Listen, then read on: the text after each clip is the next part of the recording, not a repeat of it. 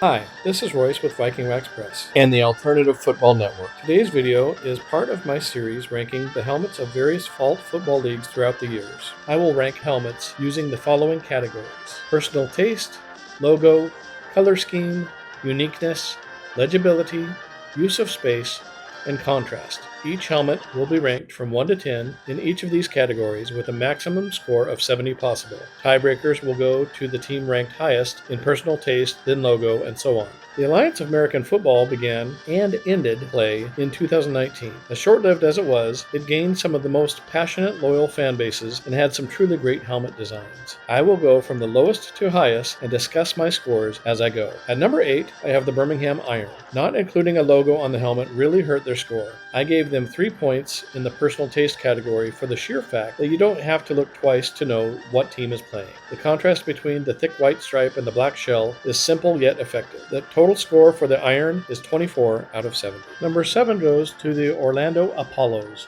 For this one, I really dig the logo and love the way it wraps around toward the back of the helmet. Where this helmet could improve is legibility and contrast. The further back you get, the harder it is to make out which team you're watching. I realize that could be considered the case for every helmet, but it's not true. The best helmets are instantly recognizable, even from the nosebleed seats where I usually am. 35 out of 70 points. The Atlanta Legends come in at number 6. I love the royal purple and the contrast with the gold stripe, and the logo is pretty good, but something is up with the angle that the logo sits on, and I don't really care for that part. Maybe the word legend sets the bar too high for this simplistic design. It's not a bad helmet, but not legendary. 39 out of 70. At number 5, I've got the Arizona Hot Shots. The Hot Shots logo is one of my favorites, but something about the color scheme makes the logo a bit blobby unless you're right next to it. I wonder if you reverse the placement of the orange and yellow, if that might help, with the orange as the primary color. Then again, maybe it's the anti-Packer bias, dropping it down to 42 out of 70. Number 4 goes to the San Diego Fleet. Things I like about it: the militaristic symmetry of the badge-shaped logo, the awesome use of the center stripe mimicking the boundaries painted on the deck of a battleship, the battleship on the logo itself, but the logo could be a bit bigger, and I'm not a huge fan of the color scheme. Overall, though, this is a solid helmet, 43 out of 70. The Salt Lake Stallions get the number 3 spot, mostly due to the out-of-the-box thinking that pushes this one up the list. Meant to look like the mane of a stallion in full gallop, the logo extending from the back of the face mask gives this helmet a cool sense of speed and direction. The category hindering this helmet is contrast. The light blue on the silver gets a bit washed out. I give it a score of 46 out of 70.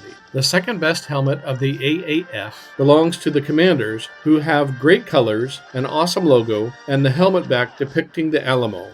For a history buff like me, it doesn't get much cooler. The only bummer is that the two colors don't provide as much contrast as they should. This one gets a 50 out of 70. That brings us to the highest ranked helmet in the Alliance of American Football, the Memphis Express. The clean, clear logo elicits speed and forward motion and wraps nicely around the back of the helmet. The candy apple dominating the upper shell graduates into a dark blue band around the collar, which adds depth and contrast. Great branding job. I'd love to see an expansion team buy the rights to this design. If I might have one minor nitpick, it'd be that the logo looks a bit too corporate, which makes sense when you know that the team was owned by FedEx CEO Frederick W. Smith. This helmet gets a 55 out of 70.